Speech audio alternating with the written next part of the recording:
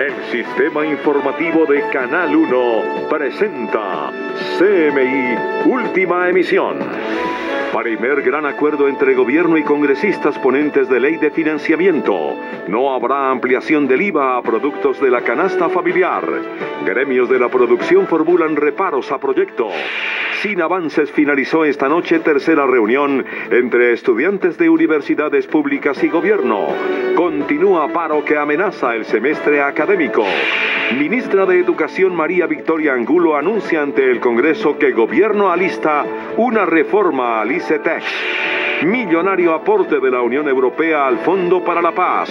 Fueron donados 24 millones de euros.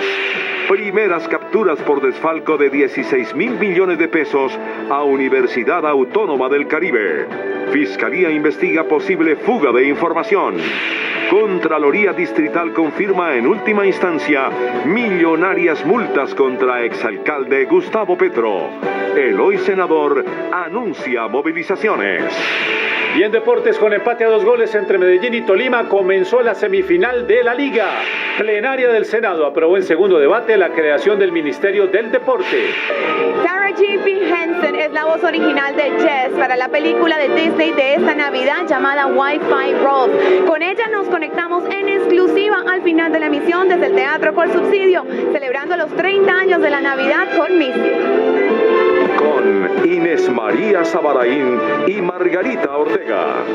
Buenas noches, bienvenidos a CMI Última Emisión.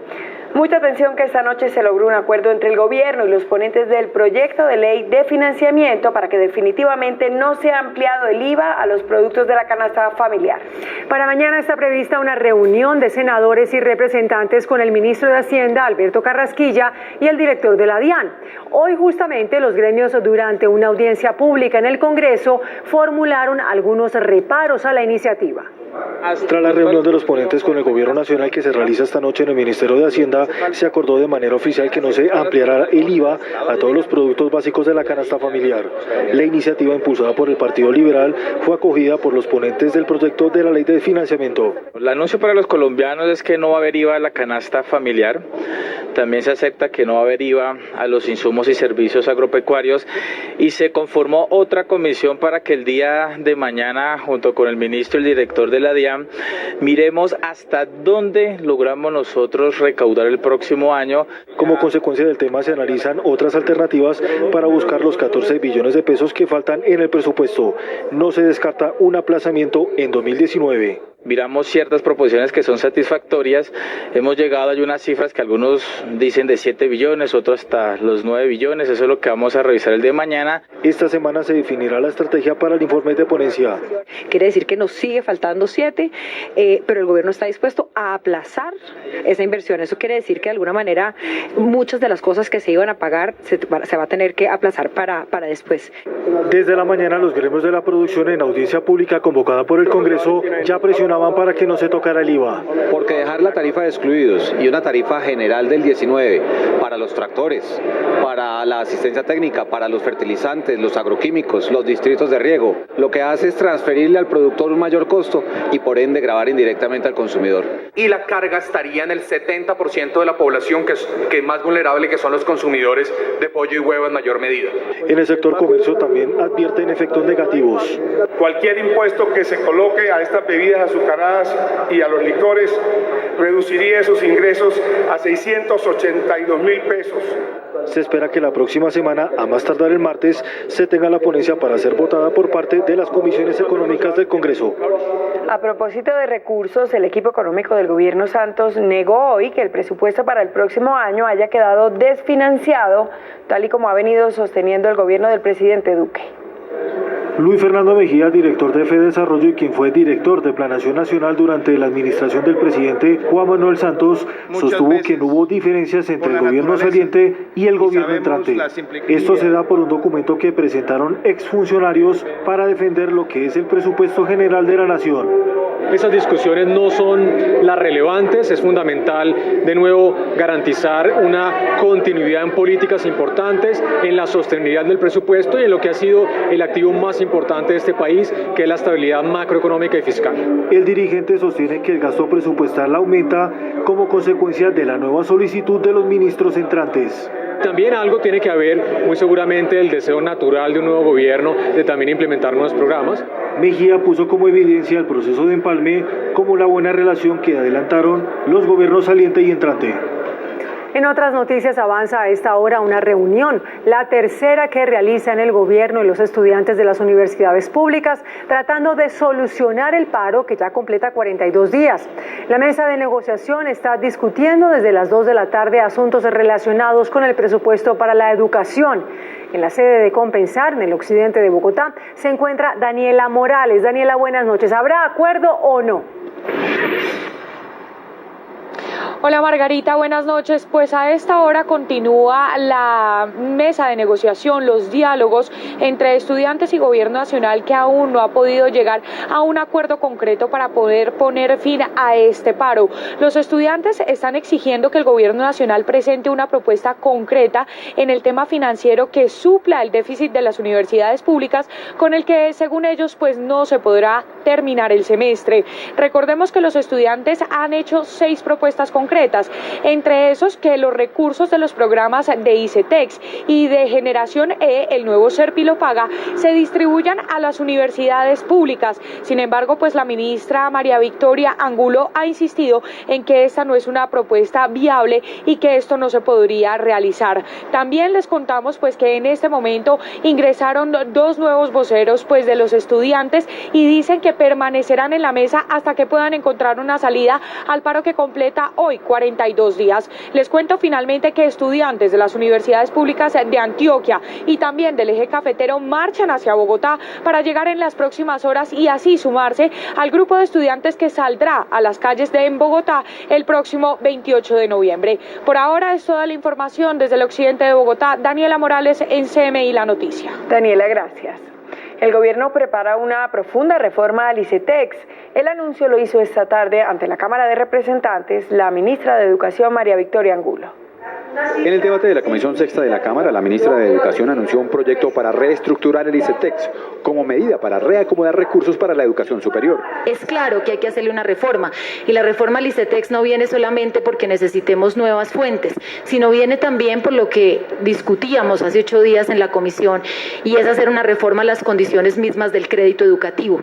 Los estudiantes, quienes le aseguraron que seguirán en paro, dijeron que sí hay de dónde sacar recursos para la educación superior. En Colombia sí hay plata para la educación pública, pero lo que no hay es voluntad política por parte de este gobierno nacional de financiar a nuestras instituciones de educación superior públicas. A mí me duele profundamente, y espero que a la ministra también, cuando va al Consejo Superior de la Nacional, ver cómo se están cayendo a pedazos los edificios, ver cómo hoy por hoy hay edificios que ya ni existen porque se cayeron, porque no hay con qué mantenerlos. Los líderes estudiantiles reiteraron que es un momento histórico para la educación superior del país. Una buena noticia para Colombia dio a conocer hoy la Comunidad Europea al anunciar aportes por otros 24 millones de euros para respaldar programas de reincorporación de integrantes de las FARC a la vida civil.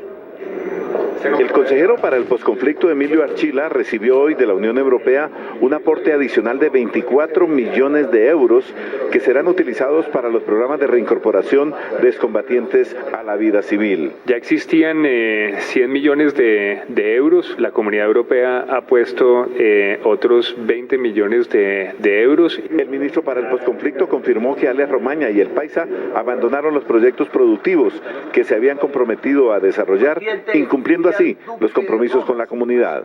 Hay uno de los aspectos en donde ellos deberían usar ese liderazgo que tienen para que esto nos salga adelante a todos, y en esa parte ellos no lo están haciendo. Archila pide que la Justicia Especial para la Paz certifique rápidamente y con claridad si Romaña, el Paisa e Iván Márquez están o no cumpliendo los acuerdos de paz. Agentes del CTI capturaron a 9 exdirectivos de la Universidad Autónoma del Caribe por su posible participación en una defraudación de 16.000 millones de pesos a ese centro educativo. A esta hora las autoridades buscan al prófugo exrector Ramsés Vargas.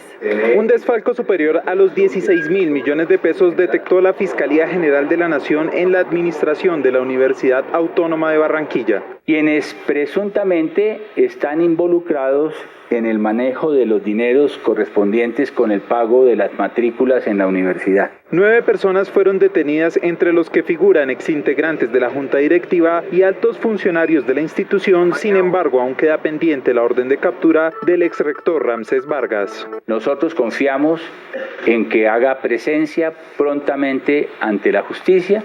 El fiscal general indicó que investigan si desde el Centro de Servicios de Barranquilla se filtraron las órdenes de captura antes de que fueran ejecutadas. En un operativo de la policía fueron detenidas 6 personas investigadas por el secuestro del niño Cristo José, hijo del alcalde de El Carmen, en norte de Santander, cometido hace poco más de un mes. El pequeño, quien fue plagiado cuando iba al colegio, permaneció secuestrado una semana. Cristo José fue entregado a una comisión humanitaria en la misma zona del Catatumbo. La noticia de la captura fue dada a conocer por el presidente Iván Duque en su cuenta de Twitter. Los 6 detenidos fueron trasladados a Cúcuta, donde les serán legalizadas las capturas. En firme quedaron 2 multas millonarias de la Contraloría Distrital contra el exalcalde Gustavo Petro y varios funcionarios de su administración. El hoy senador anunció recursos y movilizaciones. La primera multa es por 40.000 millones de pesos contra Gustavo Petro y el exgerente del acueducto Diego Bravo por la compra de 218 camiones de aseo, de los cuales 116 no se usaron según el organismo de control. Ahora va a la dirección de cobro coactivo, que es la persecución con relación a que se pague o se resarza los recursos de los bogotanos con el patrimonio de los servidores públicos. La segunda tiene que ver con una multa por 91.000 millones de pesos que pagó Bogotá a la Superintendencia de Industria y Comercio por el cambio en el esquema de aseo, dinero que según la Contraloría debe asumir Petro, Diego Bravo, Nelly Mogollón y Henry Romero, exdirectores de la UAESP. El camino es la nulidad a las acciones del Contralor, incluso la tutela y la movilización popular pidiendo que la justicia internacional actúe. El Contralor aseguró que pese a las investigaciones en su contra por el caso Odebrecht, no está inhabilitado y no dará un paso al costado. Los funcionarios sancionados podrán demandar la decisión ante los jueces competentes. La Corte Suprema dio hoy la última palabra sobre la posibilidad de que el caso del general en retiro Miguel Maza Márquez pudiera pasar a la Jurisdicción Especial de Paz para ser revisado. Vamos con Joan Avellaneda y la controversia del día. Joan, buenas noches. Buenas noches. El caso del general en retiro Miguel Maza Márquez, condenado a 30 años de prisión por el magnicidio de Luis Carlos Galán, provocó un cortocircuito en la Corte Suprema de Justicia, pues su defensa había solicitado que el expediente fuera remitido a la JEP para que fuera revisado por esa jurisdicción especial. Y aunque la sala de primera instancia lo había autorizado, la sala penal pidió hoy a la JEP devolver el expediente. Esta es la controversia del día. El pronunciamiento fue hecho al solicitar a la Justicia Especial para la Paz que devuelva a la Corte el proceso del general en retiro Miguel Maza Márquez, que fue enviado por la Sala Especial de Juzgamiento. Esto causó un choque de trenes entre las dos salas, porque para la sala penal ellos no tenían competencia para decidir enviar a la JEP el caso de un aforado que fue condenado por la Corte Suprema y que ahora pretende obtener los beneficios de la Justicia Especial. Señala la sala penal que son ellos los que tendrán que tomar una decisión frente a si el caso del general Maza Márquez está relacionado con el conflicto armado y si él es un actor del mismo. El general en retiro Miguel Maza Márquez fue condenado a años de prisión por el magnicidio del dirigente liberal Luis Carlos Galán. Veamos qué opinan nuestros televidentes en la cuenta de Twitter, @CMI La Noticia, y en la cuenta de Facebook de El Canal 1. Por aquí tenemos a Oscar que está de acuerdo, dice, sí dice la verdad. Joseph nos dice, es un hecho aislado de lo que se denomina el conflicto armado con las FARC. Por otro lado está Carlos Alfonso que dice, es un crimen de lesa humanidad. Y por último está Alba que nos dice, no debe ir a la JEP, debe ir directamente a la cárcel y así ya cerrar esta película. También sondeamos el tema con la siguiente pregunta. La Sala Penal de la Corte Suprema de Justicia decidió que el caso del general en retiro Maza Márquez, condenado por el magnicidio de Luis Carlos Galán, no debe ir a la JEP. ¿Está usted de acuerdo? El 69% está de acuerdo, el 31% no. Hasta el momento hemos registrado 2.102 votos. Sigan opinando y votando con el hashtag controversia del día en @CMI La Noticia y @Canal 1 Colombia. Mañana analizaremos un nuevo tema. Sigan con más información en CMI Última Emisión. Chile expulsó una vez más a colombianos con antecedentes penales y el presidente Nicolás Maduro ofreció 20.000 becas a estudiantes colombianos pese a la profunda crisis de Venezuela. Estas y otras noticias del mundo en CMI. Chile expulsó a 31 colombianos por haber cometido delitos en ese país relacionados con el narcotráfico, porte ilegal de armas, entre otros. El presidente venezolano Nicolás Maduro lamentó el paro nacional universitario en Colombia y ofreció 20.000 becas para jóvenes que deseen estudiar en el país vecino. El presidente electo de México, Andrés Manuel López Obrador, quien hizo de la lucha anticorrupción su bandera de campaña, anunció que ofrecerá perdón a los casos de corrupción cometidos antes de su gobierno, que inicia en 10 días. Llega a su fin la pugna por el nombramiento del nuevo presidente de la Interpol. El surcoreano Kim Jong-un se impuso al aspirante ruso para presidir la organización tras una fuerte campaña de apoyo por parte de Estados Unidos y Europa. En Tijuana, México, cientos de migrantes asistieron a una feria de empleo organizada por empresas de la región para ayudarles durante su estadía en la nación azteca, mientras la secretaria de Seguridad Nacional de Estados Unidos, Kirsten Nielsen, enfatizó que no permitirá que nadie ingrese de forma irregular a su país. Un muerto y 5 heridos dejó un incendio causado por un choque múltiple en el puente de Brooklyn, Nueva York. El incidente desató un caos vehicular que mantuvo atrapados por más de una hora a decenas de conductores. En Estados Unidos se estima que millones de viajeros se movilizarán para celebrar el Día de Acción de Gracias. Al menos 48 millones de estadounidenses viajarán por tierra y más de 30 millones por aire. La cifra sería la más alta registrada desde el 2005.